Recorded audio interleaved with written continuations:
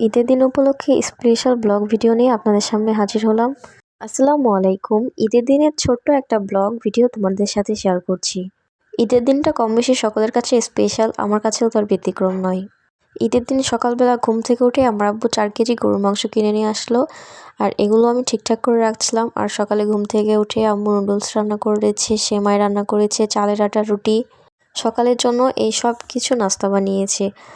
আর এরপরে আমরা হালকা একটু খাওয়া দাওয়া করলাম, যেহেতু ঈদের দিন সকালে মিষ্টিমুখ করতে হয়, মিষ্টিমুখ করাটা সুন্নত, এই কারণেই হালকা সেমাই দিয়ে একটু মিষ্টিমুখ করলাম। আমার আম্মু কিন্তু অনেক মজা করে সেমাই রান্না করে, কারণ বাড়ির দুধ দিয়ে রান্না করে, অনেক ঘন করে দুধ জাল দিয়ে সেমাই রান্না করে, যে কারণে সেমাইটা খেতে একটু বেশি মজা হয়। এখানে আমরা সাইডে খাওয়া দাওয়া করছিলাম। আর আমরা আজকে ঈদের দিনে বোনের বাসায় বেড়াইতে গিয়েছিলাম, যে কারণে আমার আম্মু একটু তাড়াহুড়া করছিল। আম্মু একাই রুটি বানাইতে পারে, একাই ছাড়তে পারে। তো এই সব কিছুই ঠিকঠাক মতো করে আমরা রেডি হয়ে বোনের বাসায় চলে গেলাম। আর ওখানে যাওয়ার পর এখানেই আমার আম্মুই রান্না করছিল, যেহেতু আমার বোন প্রেগনেন্ট আর ও খুব একটা বেশি রান্না করতেও জানে না। পোলাও রান্নার পাশাপাশি এখানে মুরগির রোস্ট ছিল, গরুর মাংস ছিল, মাছ ভাজা ছিল, ডিম ভাজা ছিল, আরও বিভিন্ন রকম আইটেম ছিল। কিন্তু অল্প সময়ের জন্য এত কিছু রান্না করতে আমার আম্মু নিষেধ করে। আর আমরা এত কিছু খাবো না, যেই কারণে একটু অল্প করে রান্না করা হয়েছে। যতজন মানুষ জাস্ট তত পিস করে রান্না করা হয়েছে। আমরা বোনের বাসায় আসার আগে আমার দাদি সকাল সকাল অনেকগুলো গরুর মাংস রান্না করেছে, খিচুড়ি রান্না করেছে, ওগুলো আমরা হালকা পাতলা খেয়ে এসেছিলাম। শুধু দুপুরবেলায় বোনের বাসায় খাওয়া দাওয়া করেছি। আর বোন জামাইকে সাথে করে আমরা নিয়ে আসব, যেই কারণে বেশি একটা সময় ওই বাসায় থাকা হয়নি। আর আমরা গিয়েই রান্না টান্না করে খাওয়া দাওয়া করে আবার বোন জামাই সবাইকে নিয়ে বাসায় ব্যাক করেছি। সব কিছু আমার আম্মু রান্না করলেও কিন্তু গরুর মাংসটা আমি রান্না করেছিলাম, আর রোস্টটা আমি রান্না করেছিলাম।